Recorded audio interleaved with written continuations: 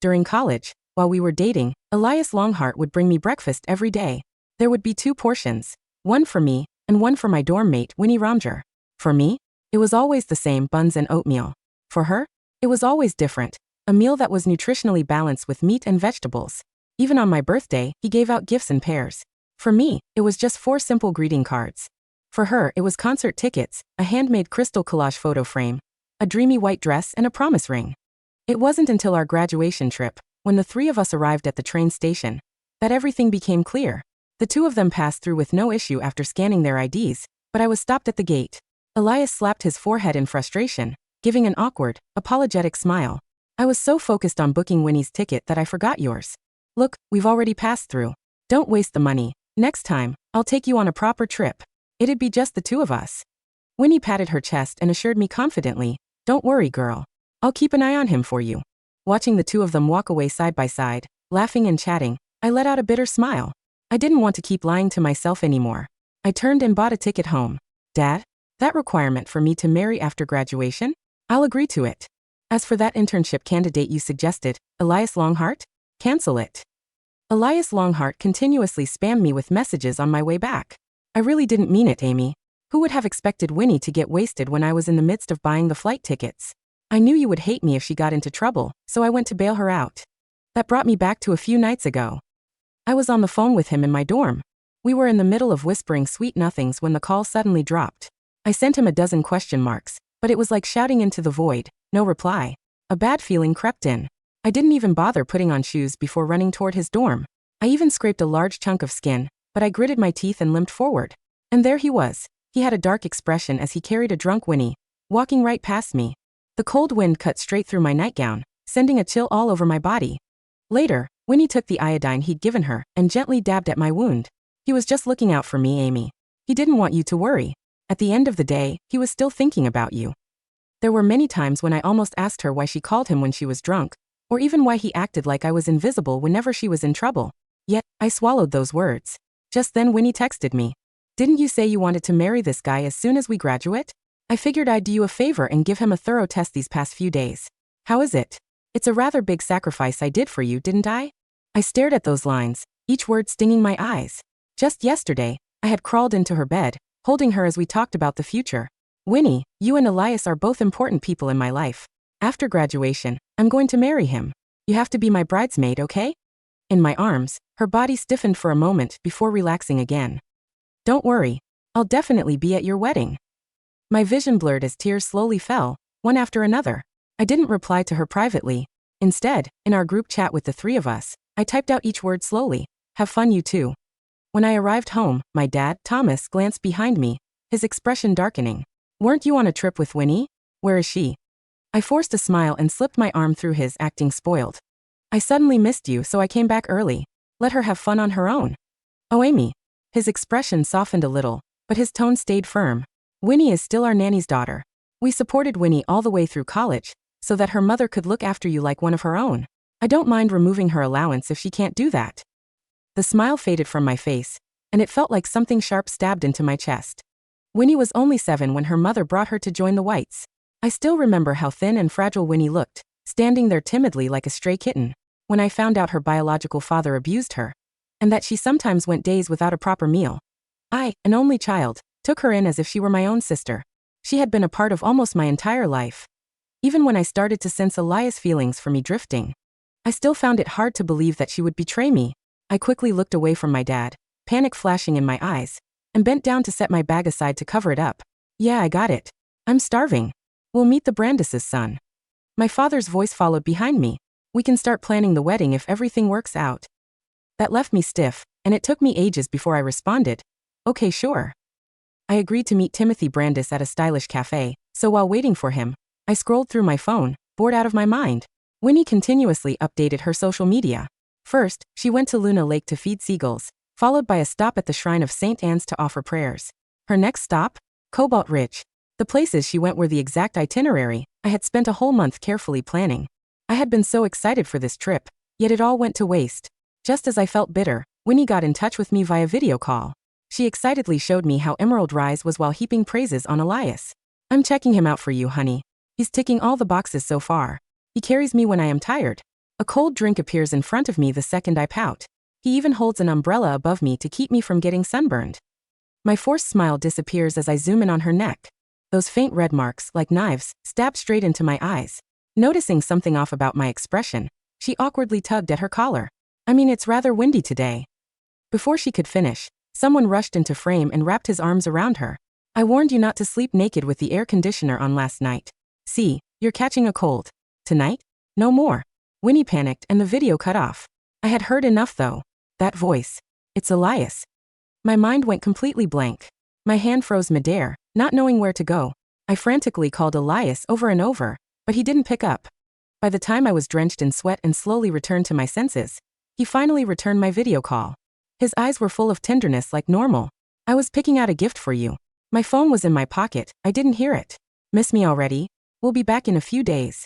Yet, I could see Winnie standing not far behind him. She was wearing a jacket, the very one I had dragged her along to help me pick out for Elias for Valentine's Day. It felt like someone had slammed a fist straight into my chest. My face went pale, and I struggled to breathe.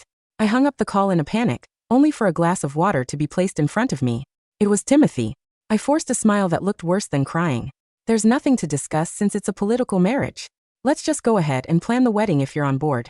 I spent the entire afternoon completely out of it. I made up an excuse that I wasn't feeling well and left in a hurry. On the way back, I stared at their profile pictures. Only then did I realize, somehow, they looked like a couple's matching avatars. My hand felt like it weighed a ton. After hesitating for ages, I finally blocked them and deleted their contacts, but I never expected that Elias and Winnie would show up at my doorstep, showing clear signs of a rushed journey. With a dark expression, Elias scolded me. Winnie was afraid that you'd misunderstand us and rushed back overnight. This is all because you blocked us. Why throw such tantrums like blocking us? You're an adult. I looked at his familiar yet suddenly unfamiliar face, momentarily dazed. For the 4 years we spent in college, he had never once raised his voice at me. I used to joke that he was too mature for his age. Only now did I understand. He only ever lost control of his emotions in front of Winnie, who carefully stepped forward and took my hand. Did you misunderstand something, Amy? She asked. Elias and I are innocent. My gaze fell to her wrist. She was wearing the bracelet that he had recently asked me to help him pick out with so much care. I had thought, full of anticipation, that he was finally starting to care. Now, it only felt like a cruel joke. Then, my gaze drifted to the fading marks on her neck, and I let out a cold laugh. So you were checking him out for me, huh? Did you run a full physical at the same time? Winnie paled and instinctively released my hand, only for Elias to support her immediately. Amelia White, when did you become so bitter and sharp-tongued? What do you want from me then? I finally lost control of my anger. Am I supposed to be a fool and smile after seeing my boyfriend and best friend together? Why can't you just admit that you cheated behind me? Elias stepped forward, his chin up as he admitted the truth head-on. Yeah, Winnie and I have been together behind your back for the past 2 years. That caused Winnie to panic as she tried to cover his mouth. Hush. Amy won't be able to take it. He grabbed her hand tightly and looked straight at me, eyes burning. Amelia, you're dull, average-looking, overly sensitive, and paranoid. I would have called it quits with you ages ago, if it weren't for Winnie being afraid of hurting you and you clinging to me like a koala. His words cut through me like a blade. I remembered the first time we met. I had fallen into a man-made lake while trying to save a stray cat, slipping in myself, and he was the one who jumped in and pulled me out. Under the starlight, his eyes had shone as he smiled at me. How can there be such a clumsy girl? You're kind of interesting. A surge of rage and heartbreak rose in my chest. I pointed toward the door and screamed, "Get the fuck out of my house." Elias was not angry. Rather, he laughed coldly, folding his arms as he looked at me.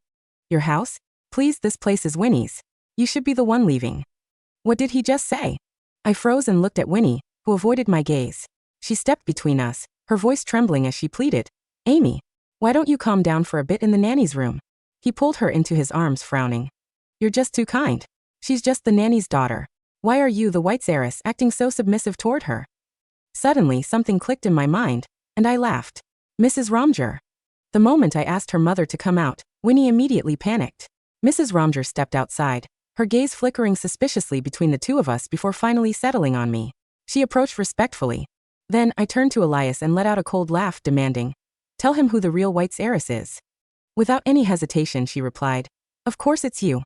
Yet, before Mrs. Romger could finish, Winnie suddenly cut her off, her voice rising sharply.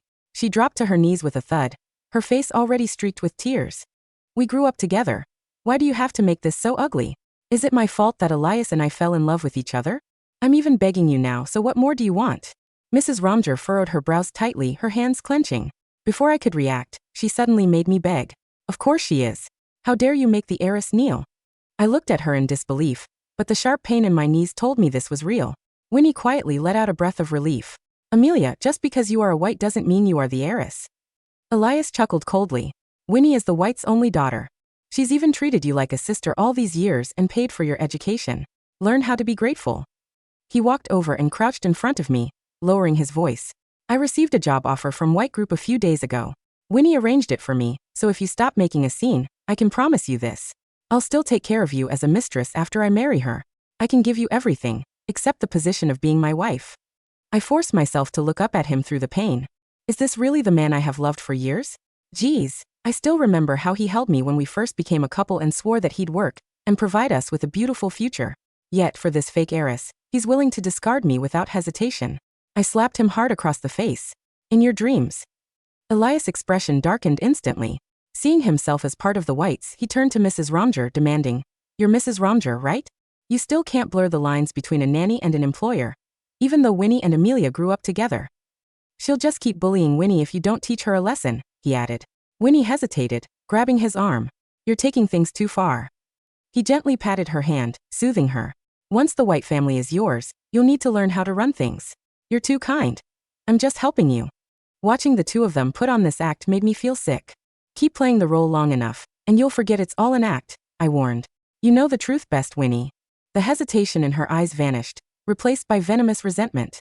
She barked at Mrs. Romger. "What are you waiting for? Drag her into the courtyard. Make her beg. She is not to be allowed to stand until she apologizes." Mrs. Romger looked like she wanted to object, but her expression darkened as she finally called over the servants. Under her authority, the servants hesitantly pushed me down onto the hard courtyard floor. Winnie walked over and patted my face, her eyes holding a calculating coldness I had never seen before. "Amelia, see this? I'm in charge of the whites now. Tell me something. If I were to kill you now and here, given our history, do you think Mr. White would take me in as his goddaughter? Wouldn't that make me the real heiress of the family?" The scorching sun burned my skin, and my knees felt like they were kneeling on hot coals. Éclairte her furiously. "Oh, you wouldn't dare, Winnie. I'm sick of being beneath you." She slapped me hard across the face. "We're both humans. What makes you better than me except a powerful father? I won't accept it.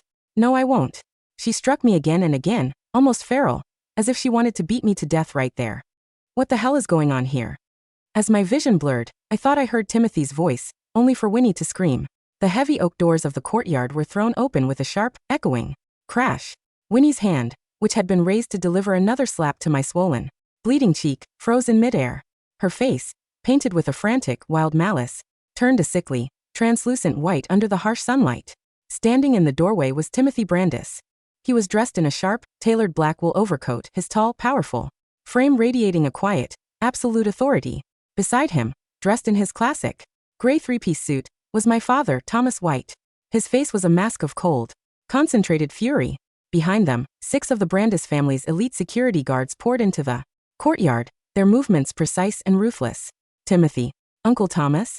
Winnie's voice lost all of its high-pitched arrogant volume in an instant. She scrambled to her feet, her hands shaking as she tried to hide behind Elias. You're back early? We were just helping Amy understand the house rules." "Get your hands off my daughter," Thomas White said, his voice flat. It wasn't a shout. It was a quiet, low whisper, but it carried an iron cold weight that made the surrounding servants instantly drop to their knees, their faces pale with terror. Before Elias could even process what was happening, 2 of Timothy's security guards lunged forward. They grabbed Elias's arms, twisting them behind his back, and slammed his face hard against the concrete floor. What are you doing?" Elias screamed, his nose bleeding against the hot concrete. "Winnie, tell your father's guards to let me go. I'm the future vice president." Timothy walked forward, his heavy leather shoes clacking softly on the stone. Knelt down beside me, his hands gently cradling my head. The cold, sterile scent of his cologne was the first thing that cleared the burning heat of the sun from my senses. "Are you hurt, Amy?" Timothy asked, his voice deep, calm, and carrying a quiet, protective intensity that made my chest tighten. My knees," I whispered, my voice a dry, raspy wheeze. "Winnie, she had the servants push me down." Timothy looked at my bleeding knees, then at the red handprints on my face. He slowly stood up, his eyes dark and empty of any mercy as he looked at Elias and Winnie. Mr. Longheart, Timothy said, his voice smooth and cold. You've spent 2 years siphoning the White family's resources under a fake name, cheating on the real heiress, and now you've helped a nanny's daughter beat her in her own courtyard. Elias's brain seemed to short-circuit. He stared at Timothy, then at my father, who was currently wrapping me in his own overcoat. Real heiress? Elias's voice rose, cracking with a raw, desperate panic. No, Winnie is the daughter. She was the one who authorized my internship. She's the one who owns this house. Winnie is the daughter of our nanny, Mrs. Romger, Thomas White said, his voice dropping into a freezing whisper. And as of this moment, her mother is fired, and both of them are being arrested for grand larceny, corporate fraud, and physical assault. The VIP wing of the private hospital was silent, smelling of fresh linen, antiseptic, and the quiet, rhythmic hum of the cardiac monitors. I lay in the bed, my knees wrapped in thick white bandages, my face treated with soothing, cool ointment. Timothy sat on the edge of my bed, peeling an apple with a small, silver knife. His movements were slow, deliberate, and elegant. He didn't speak, but his eyes carried a quiet, protective warmth that made me feel safe for the first time in 4 years. The police have already arrested Mrs. Romger and Winnie, Timothy said, setting the apple down. The forensic audit completed an hour ago. We found that Winnie had been systematically siphoning funds from your personal trust account over the last 2 years, totaling over $1.5 million, which she used to buy Elias's gifts and his university credentials. My heart felt like it had been pierced by a cold needle. So, Elias's entire, brilliant academic career was funded with my money. Yes, Timothy said. Winnie paid the university directors to register his research papers under her own dummy account, then transferred them to his name. She wanted to make him look like a genius so your father would approve of their relationship once she officially took over your identity. I let out a dry, bitter laugh. She had stood in my room, holding my hand and talking about our future while she used my own money to buy the promise ring she wore. And Elias? I asked quietly. He's currently at the police station, Timothy said. We've submitted his academic fraud records to his university. His degree is being revoked, and he's being prosecuted as a co-conspirator in the grand larceny case. He's ruined. Amy. He was the one who jumped into the lake to save me, Timothy, I whispered, looking at the ceiling. I thought he was my savior. He didn't jump in to save you, Amy, Timothy said, his voice dropping into a freezing whisper. The police retrieved the park's security footage from 4 years ago. Winnie was the one who threw the stray cat into the water, and Elias was waiting on the bridge, fully prepared to play the hero to get close to the White family. It was a setup from day one. I stared at him, my mind going completely blank as the last, fragile illusion of my youth crumbled into dust. The trial of Winnie Romger and Mrs. Romger was the scandal of the decade. The media was relentless, but the Brandis Group's PR team managed the narrative perfectly. They framed the story not as a corporate scandal, but as a systematic case of fraud, domestic abuse, and identity theft executed by a parasitic mother-daughter pair who had bitten the hand that fed them for 20 years. Winnie sat in the defendant's chair, her expensive clothes replaced by a simple, orange prison jumpsuit. She looked haggard, her hair messy, her fingers shaking, as she clutched her lawyer's sleeve. Beside her, Mrs. Romger wept, her old, wrinkled face covered in shame as she looked at my father, who sat in the gallery, his face cold and unyielding. The judge's verdict was final and absolute. Winnie was sentenced to 12 years in a maximum security state penitentiary for grand larceny, physical assault, and corporate fraud. Mrs. Romger was sentenced to 8 years for her involvement in the conspiracy and her failure to protect the child she had been paid to care for. They were left with absolutely nothing. As they were led away by the guards, Elias slowly turned his head to look at me. His eyes filled with a sudden, desperate pleading. He had been released on bail, but was facing his own trial next week. He ran toward my seat, his hands shaking, as he tried to grab my sleeve. Amy, please. I was wrong. I was blind. Winnie, she lied to me, she said. She was the heiress. I only did it because I was confused. Take him out, Timothy said, his voice flat and dangerous. The security guards grabbed Elias's arms, twisting them behind his back and dragging him out of the courtroom, his desperate, screaming pleas fading down the long, carpeted corridor until the heavy mahogany doors clicked shut, restoring the quiet silence of the room. The winter came, and with it, the heavy gray autumn rain that washed over the stone steps of the Brandis estate. I stood on the terrace of our new, spacious home, looking out at the foggy harbor. I was dressed in a comfortable cashmere sweater, a cup of warm tea in my hand. My knees had fully healed, the strength and sensation returning to my legs after months of physical therapy. He's outside, Amy, Timothy said, walking out onto the balcony.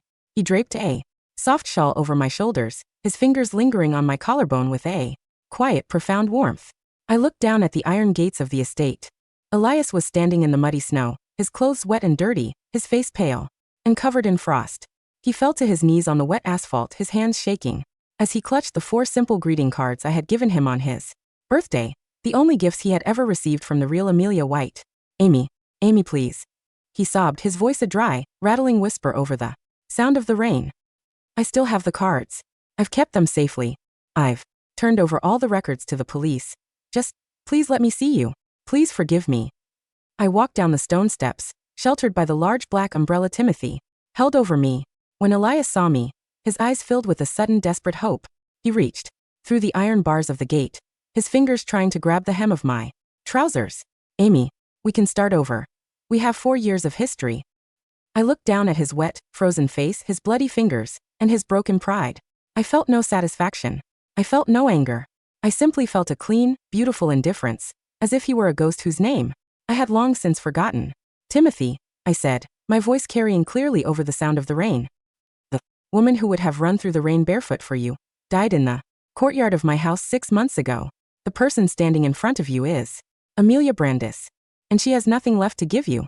I turned my back on him, walking up the steps with Timothy, our arms linked, our steps light and free as the heavy iron gates of the estate locked him out in the cold forever.